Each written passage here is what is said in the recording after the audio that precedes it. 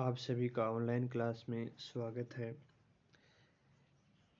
आज हम राजनीति विज्ञान के परंपरागत और आधुनिक दृष्टिकोण के अर्थ, परिभाषा और क्षेत्र के बारे में इस वीडियो में अध्ययन करेंगे। आइए सबसे पहले हम देखते हैं राजनीति क्या है। आप इस पर विचार कीजिए कि राजनीति क्या होती है, और कुछ हमारे सामने सवाल भी खड़े होते हैं कि क्या राजनीति प्राचीन और वर्तमान समय के सभी मानव समाज की विशेषता रही है? क्या राजनीति विशिष्ट संस्थाओं के कार्य क्षेत्र से संबद्ध है, या छोटे बड़े, औपचारिक, अनौपचारिक सभी समूहों एवं संगठन में पाई जाती है? और कौन सी ऐसी मानवीय गतिविधियां हैं या अवधारणाएं हैं जिनको हम राजनीतिक कह सकते हैं? इन प्रश्नों का उत्तर देना थोड़ा जटिल है, फिर भी हम इनका उत्तर खोजने का प्रयास करेंगे। राजनीति शब्द जब भी हम सुनते हैं, हमारे मस्तिष्क में सरकार, राजनेता, संसद और चुनाव आदि की तस्वीर उभरती है। और आजकल आप देखते हो हमारे जो राजनेता हैं, भारतीय क्षेत्र की बात करें तो राजनेताओं का आचरण अधिकतर सत्ता और धन प्राप्ति की व्यक्तिगत लालसा से जुड़ा हुआ होता है। रिश्वत लेना, जालसाजी करना, भ्रष्टाचार करना, भाई भतीजावाद करना आदि का प्रयोग राजनीतिक कुशलता का अभिप्राय बन गया है, और लोग इनको मान्यता भी देना लग गए हैं। और इस आचरण की सूचना हमारे पास मीडिया के माध्यम से पहुंचती रहती है, और यही मुख्य कारण है कि राजनीति को आज एक नकारात्मक प्रक्रिया के रूप में समझा जाता है, और आम आदमी को इससे दूर रहने की सलाह दी जाती है, जबकि आम आदमी खुद भी कहता है कि मुझे राजनीति नहीं करनी, मुझे राजनीति से दूर रहना है। लेकिन ये जो समझ बनी है राजनीति की, ये बहुत ही सीमित समझ है। राजनीति के वास्तविक अर्थ को ये नहीं बताती है।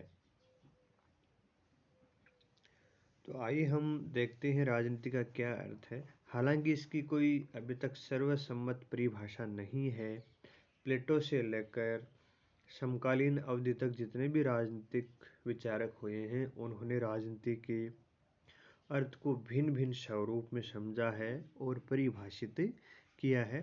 फिर भी हम प्रयास करते हैं राजनीति के अर्थ को समझने का। राजनीति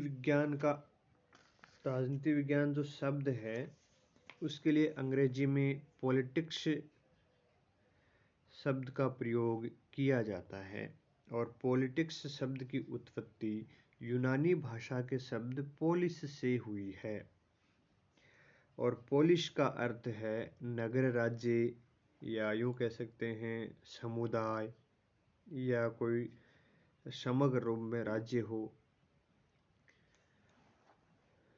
तो पोलिस जो है वो प्राचीन ग्रीस में, जिसको हम यूनान बोलते हैं,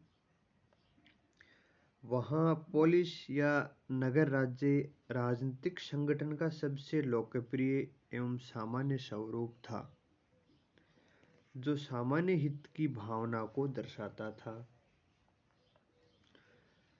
सामूहिक जीवन से संबंधित जो भी निर्णय होते थे, उन सभी निर्णयों का आधार पोलिस ही था। पोलिस का मतलब नगर राज्य। उस समय छोटे छोटे राज्य हुआ करते थे, उनको नगर राज्य बोला जाता था। और राजनीति का प्रारंभ भी इन्हीं नगर राज्यों से हुआ है, इन्हीं राज्यों से हुआ है, क्योंकि आप जानते हो मनुष्य सामाजिक प्राणी है और अपनी आवश्यकताओं की पूर्ति समाज में रहकर ही करता है। और जहाँ समाज होता है, वहाँ लोगों के बीच में मतभेद भी होते हैं, संघर्ष भी होते हैं, विवाद भी होते हैं, और लोगों के आपसी जो संबंध हैं उनको नियमित करने के लिए, और साथ ही लोगों के विवादों, मतभेदों, संघर्षों का निवारण करने के लिए समाज में किसी ऐसी संस्था की आवश्यकता होती है जिसका नियंत्रण सभी पर बाध्यकारी हो। और ऐसी संस्था थी उस समय नगर राज्य, जिसका सभी लोगों के ऊपर नियंत्रण था। तो उस समय नगर राज्य ही लोगों के सामूहिक जीवन या उनके जीवन से संबंधित निर्णय करने का आधार था, और इसी से ही राजनीति का प्रारंभ हुआ है। और राजनीति अध्ययन की परंपरा का श्रेय भी यूनानी विचारकों को ही दिया जाता है, जैसे प्लेटो, सुकरात, अरस्तु आदि विचारकों ने राज्य के स्वरूप, राज्य के उद्देश्य, राज्य और व्यक्तियों के संबंध आदि विषयों पर अपना स्पष्ट दृष्टिकोण प्रतिपादित किया था। यूनान में राजनीति शास्त्र के अध्ययन का संबंध नगर राज्यों से था, और नगर राज्यों के सैद्धांतिक, संस्थाओं का और प्रक्रियात्मक पक्षों से राजनीति विज्ञान का संबंध रहा है। राजनीति शास्त्र में राज्य के अस्तित्व से संबंधित दार्शनिक प्रश्नों पर भी यूनानी काल में ध्यान दिया गया था, और अध्ययन के क्षेत्र में राज्य के मूल प्रयोजन, राज्य में सत्ता के अधिकार, राजकीय शक्ति पर नियंत्रण आदि पक्षों पर भी उस समय ध्यान यूनानी विचारकों के द्वारा दिया गया था।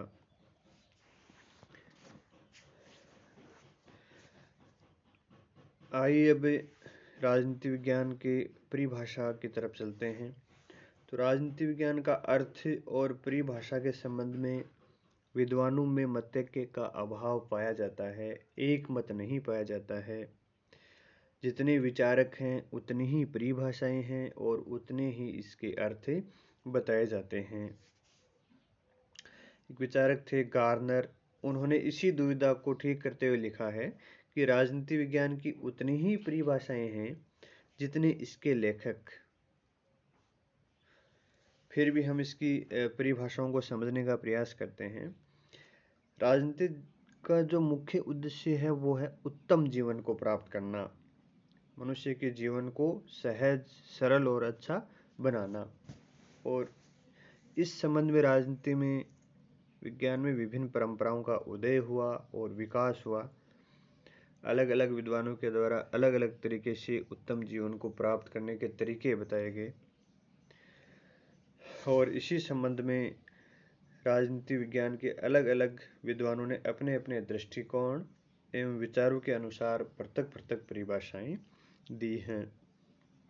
तो राजनीति विज्ञान की परिभाषाओं को हम दो दृष्टिकोणों में विभाजित कर सकते हैं, जो आपके सामने स्क्रीन पे हैं। परंपरागत दृष्टिकोण के अनुसार और आधुनिक दृष्टिकोण, इन दो दृष्टिकोणों के आधार पर राजनीति विज्ञान की परिभाषाओं को हम समझेंगे। तो आइए सबसे पहले हम परंपरागत दृष्टिकोण के अनुसार राजनीति विज्ञान की परिभाषाओं पर चर्चा करेंगे।